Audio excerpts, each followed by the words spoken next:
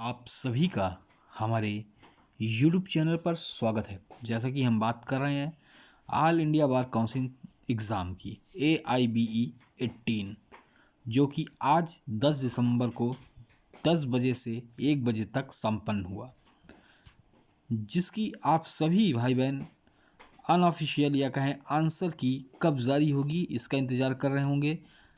और पेपर कैसा रहा, क्या पास मार्किंग है, रिज़ल्ट कब तक, तमाम वो बातें, किस क्वेश्चन में आपने किया, किस क्वेश्चन का लेवल कैसा डिफ़िकल्ट रहा, तमाम बातें हम करेंगे। और अनऑफिशियल आंसर की भी बताएंगे, पेपर के बारे में बताएंगे कैसा रहा, पासिंग मार्क रिज़ल्ट कब तक आएगा। उससे पहले अगर आप सभी भाई बहन चैनल पे नए हैं और जिन्होंने अभी तक चैनल को सब्सक्राइब नहीं किया, जाकर ब्लैक कलर का सामने आप बटन देख रहे हैं, बटन दबाकर बेल आइकन दबा दें, जिससे कोई भी सूचना आंसर की रिज़ल्ट संबंधी हो या ऑल इंडिया बार काउंसलिंग संबंधी सूचना हो आप तक सबसे पहले पहुंचे। आशा है अपने चैनल को लाइक, सब्सक्राइब एंड शेयर कर दिया होगा। तो चलिए बात करते हैं। देखिए, ये आप सामने पेपर देख सकते हैं। ये पेपर आया था, जो कि आप देख सकते हैं 1 से लेकर इसमें अगर आप देखें तो 100 क्वेश्चन थे। और जो ये पेपर हुआ, इसमें कोई भी नेगेटिव, अगर कहें नेगेटिव या माइनस मार्किंग नहीं थी। अगर आपने 100 में 100 किए हैं, अगर आपके 100 में 100 में जितने भी अगर आपके सही होते हैं, आपको उसके फुल मार्क्स मिलेंगे और नेगेटिव मार्क्स आपके नहीं कटेंगे, क्योंकि इसमें नकारात्मक नंबर नहीं, मार्किंग नहीं थी। उसके बाद अगर हम एक चीज़ और बताएं कि इसमें पासिंग मार्क कितनी है, तो आप जान लें UR और OBC की पासिंग मार्क 100 में 45 नंबर है। 100 में 45 अगर नंबर आप ले आ रहे हैं तो आपकी पास हैं। अगर यहीं SC और ST की बात करें तो 100 में 40% या 40 नंबर ले आए, 100 में 40 नंबर अगर आप ले आए तो आप पास हैं। तो अनरिजर्व और OBC 45 और SC ST 40 और GC पर PH फिजिकल हैंडीकैप भी 40। अगर आप इतने नंबर ले आते हैं तो आप AIB आपका क्लियर हो जाएगा। हाँ, अगर आपने 100 में से 50 में से अगर आपने 45 सही किए हैं तो आपका AIB निकल जाएगा, क्योंकि नेगेटिव मार्किंग नहीं थी। मैंने आपको बताया था कि आपको 100 में 100 पूरे क्वेश्चन करने हैं, क्योंकि जितने आप आते हैं और जो बचे हैं उन, जैसे 25 नहीं आते, 25 में आपने तुक्का मार दिया, कम से कम 7 से 8 क्वेश्चन 25 में आपके सही हो सकते हैं। तो अगर 7 से 8 नंबर पर अगर आप 45 में समझ लीजिए 7 नंबर भी आपके बढ़ गए या कम हो रहे थे, तो आप इधर तुक्का से कवर कर लेंगे और आप पासिंग मार्क तक पहुंच जाएंगे। क्योंकि अगर आप देखते हैं कि बेयर एक्ट्स वगैरह इसमें सभी ले जाने की अनुमति थी, हमेशा ले जाया जाता है। तो बेयर एक्ट से भी तमाम ये जो क्वेश्चन हैं, क्योंकि ये बेयर एक्ट से ही संबंधित क्वेश्चन पूछे जाते हैं और वो सारे क्वेश्चन आपको बेयर एक्ट्स में मिल जाते हैं। अगर आप सही से एक पॉइंट टू पॉइंट अगर देखते हैं तो एक क्वेश्चन ढूंढने में मुश्किल से, अगर कोई ज़्यादा नहीं ढूंढ पाता तो 10 मिनट के अंदर, या कहे जो ये बिल्कुल नहीं ढूंढ पाता उसका 10 मिनट लगता है ढूंढने में, जो बिल्कुल नहीं ढूंढ पाता, नहीं तो 2 से 3 मिनट में एक क्वेश्चन आराम से ढूंढ सकते हैं।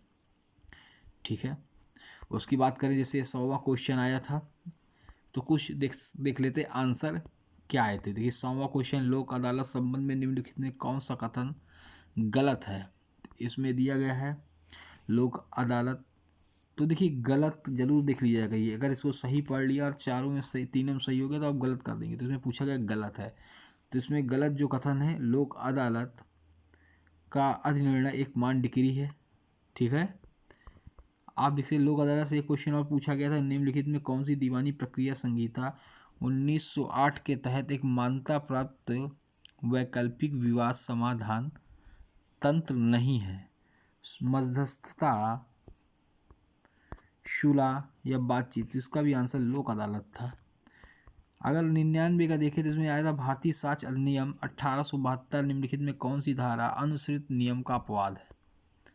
आंसर दिए गए थे धारा 32(1), 32(2), 32(3), 32(5), तो इसका धारा 32(1) इसका राइट आंसर था। 97 का देखें तो भारतीय साक्ष्य अधिनियम 1872 के आलोक में निम्नलिखित कौन सा कथन गलत है।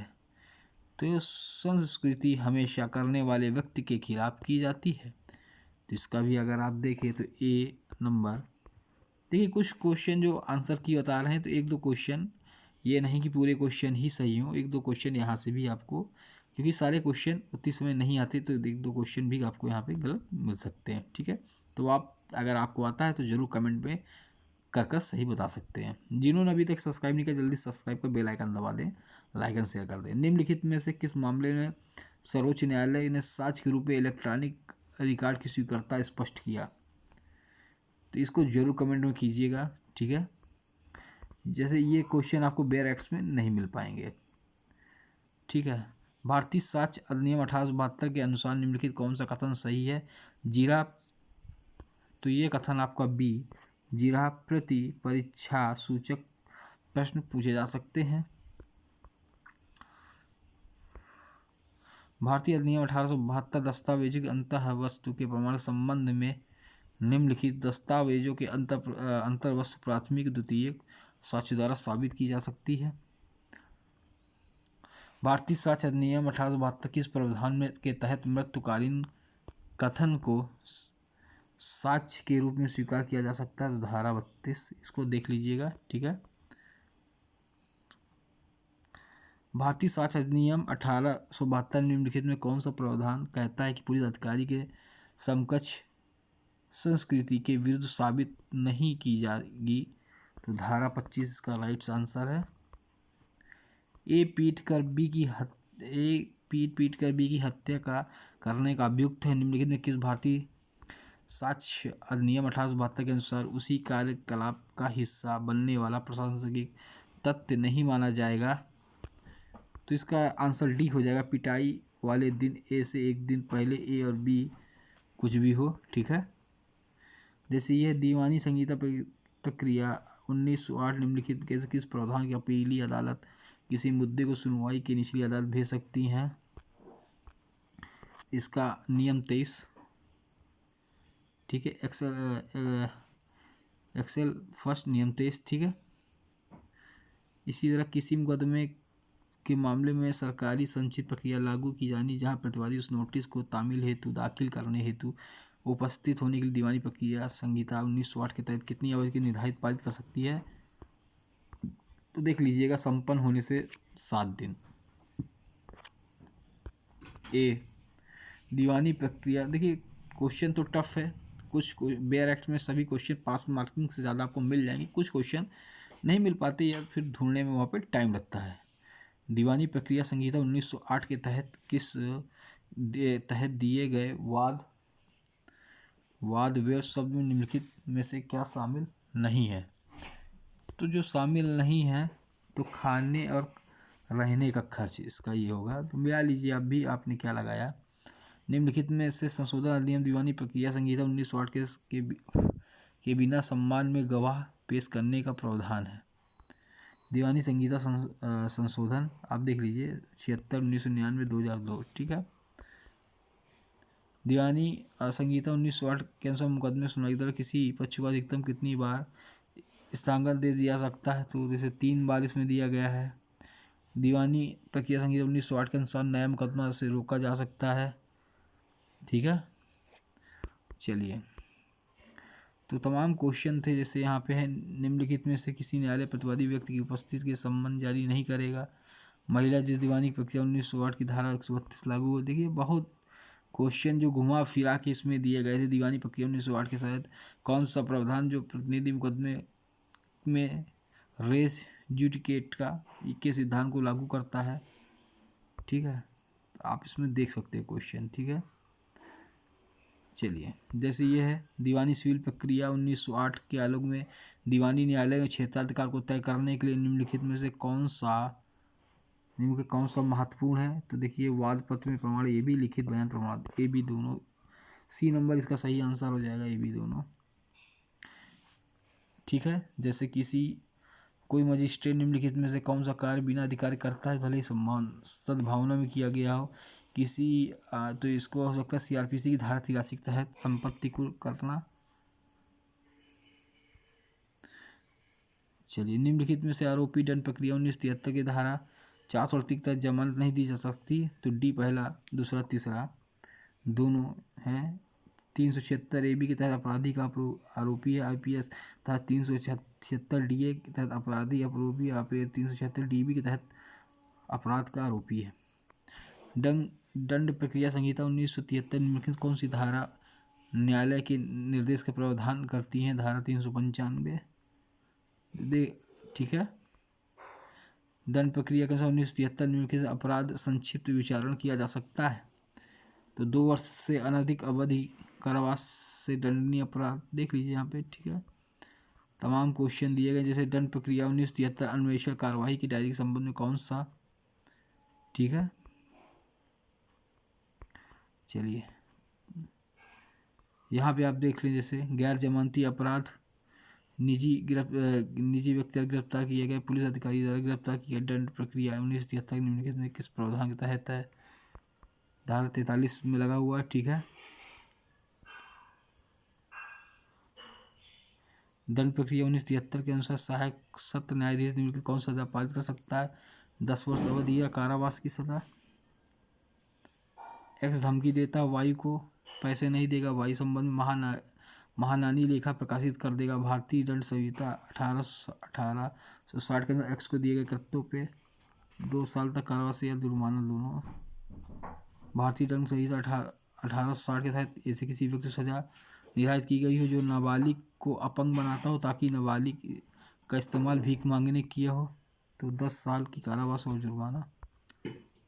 एक्स ने जानबूझकर किसी महिला परेशान के इरादे से सहमत से उसका बिना घूंघट खींचता है। भारतीय दंड संहिता 1860 में आपराधिक बल। भारतीय दंड संहिता 1860 निम्नलिखित किस धारा के लिए लाभ शब्द का आर्थिक लाभ शब्द नहीं है? धारा 89।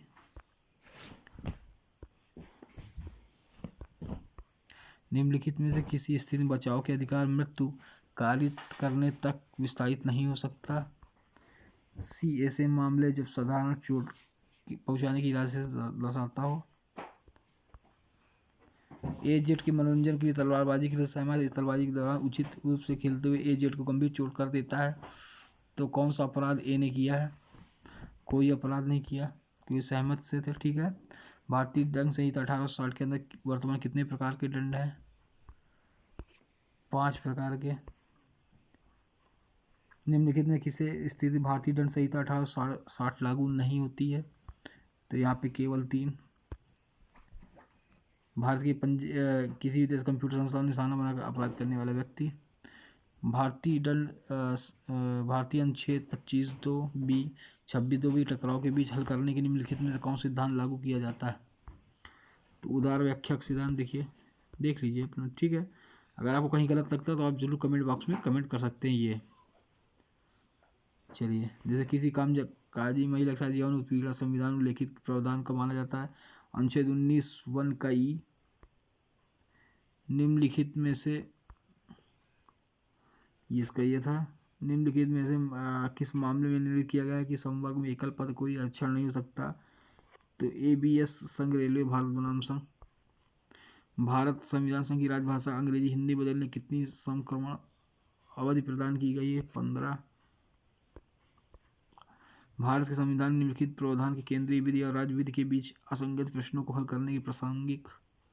अनुच्छेद 254। रेबूरी मामले में सहकारी आलोक के निम्नलिखित में कौन सा संवैधानिक संशोधन अधिनियम पारित किया गया है? नवा संशोधन अधिनियम 960। निम्नलिखित में से आभासी विधान के ऐतिहासिक निर्णय।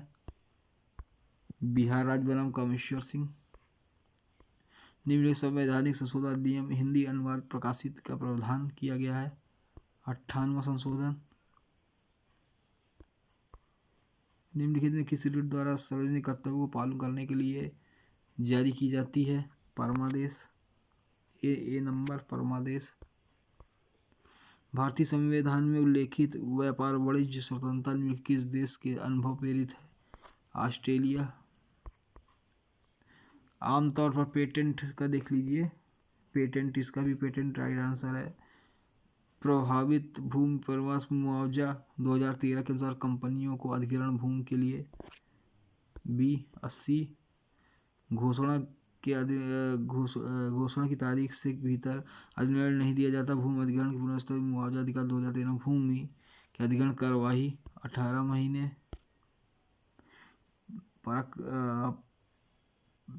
परक्राम्य लिखित अधिनियम 1881 के आलोक में परक्राम्य लिखित पर ब्याज दर उल्लिखित नहीं, किस दर से है? 18%।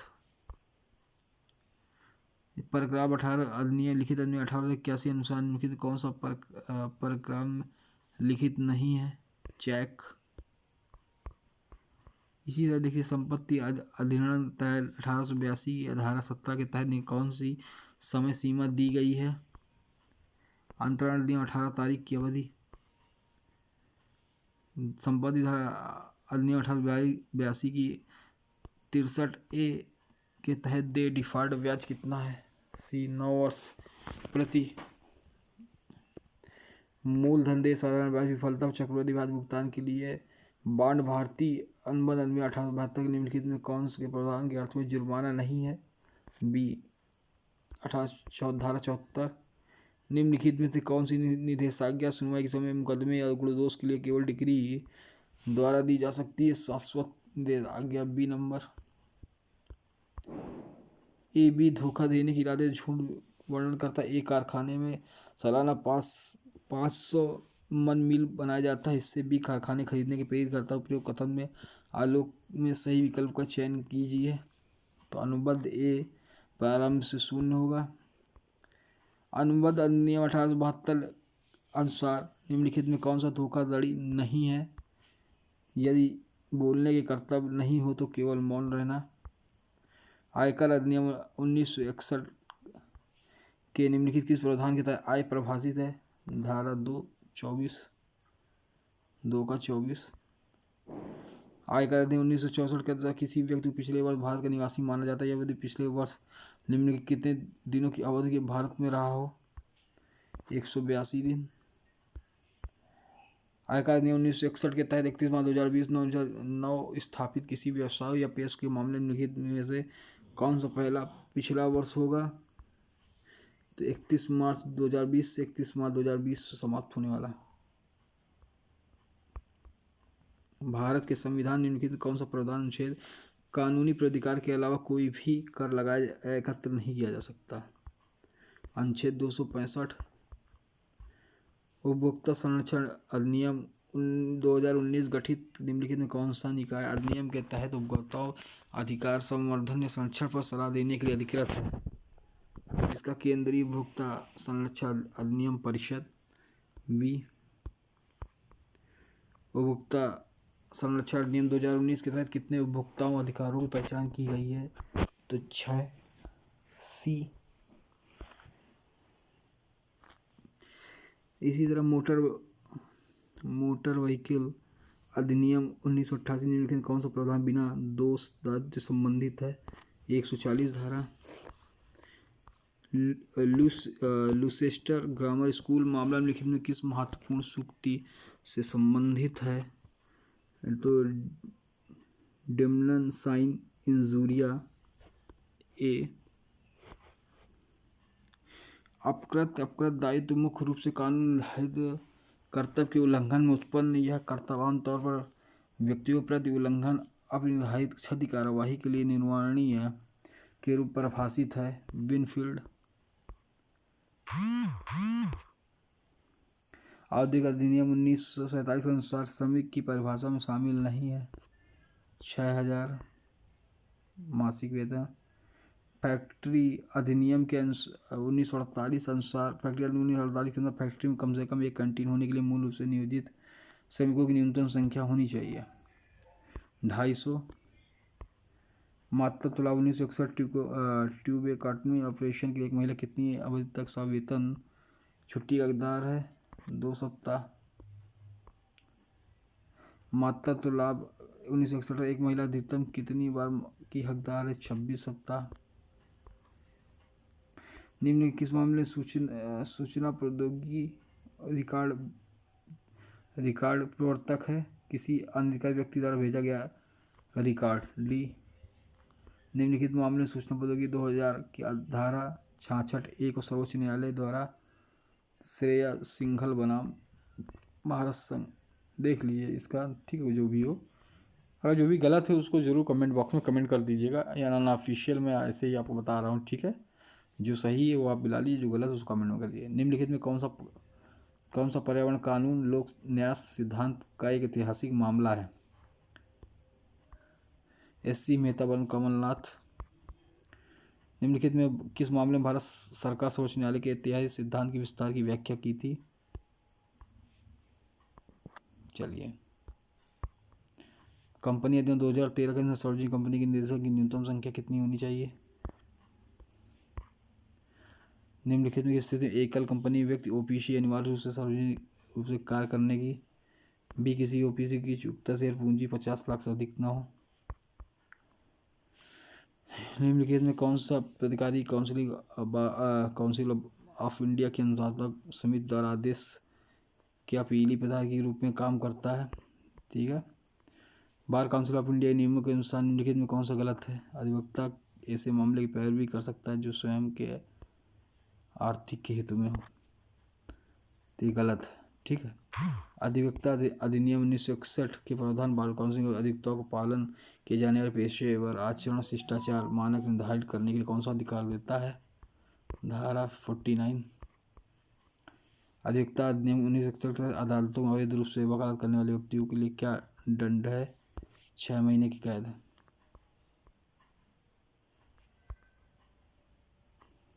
निम्नलिखित में से किस सर्वोच्च न्यायालय ने SP सामंत कुमार बनाम भारत संघ के व्यापक पुनरुच्चार किया था? तो BL चंद कुमार बनाम भारत संघ। निम्नलिखित किस ऐतिहासिक मामले में निर्णय किया गया था कि प्रकृत न्याय सिद्धांत के न केवल न्यायिक या अर्ध न्यायिक बल्कि कार्यों पर लागू होते हैं? मेनका गांधी बनाम भारत संघ। भारतीय सर्वोच्च न्यायालय द्वारा जारी निर्देशों के आलोक में निम्नलिखित में किस मुद्दे पर न्यायालय द्वारा जनहित याचिका का विचारण नहीं किया गया? ठीक है, इसको जरूर आप जरूर कमेंट में बताइएगा, ठीक है। चलिए, निम्नलिखित में से किसके विरुद्ध जनहित याचिका दायर नहीं की जा सकती? निजी पक्षकार के खिलाफ। निम्नलिखित में किसे भारत की PIL का जनक माना जाता है? तो न्यायमूर्ति PN भगवती।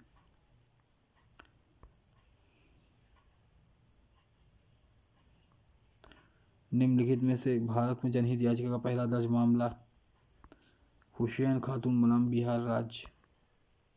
वैदिक दत्तक के लिए ग्रहण दत्तक पिता दत्तक पूर्ति के बीच आयु का अंतर कितना होना चाहिए? 21 वर्ष।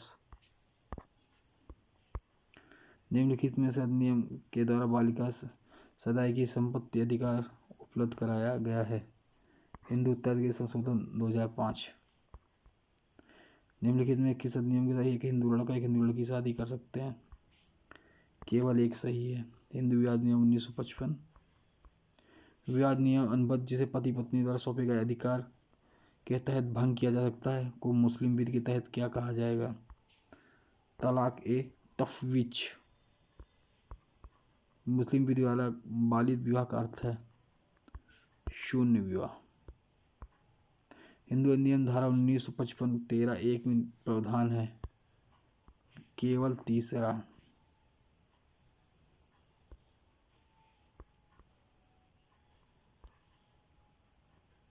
हिंदू अधिनियम 1955 के अनुसार निम्नलिखित में से किसे आमतौर पर हिंदू विवाह के लिए वैध शर्त माना जाता है? पक्षकारों के प्रतिसिद्धि रिश्ते कोर्ट के भीतर होना। चलिए, हिंदू विवाह 1955 के अनुसार दो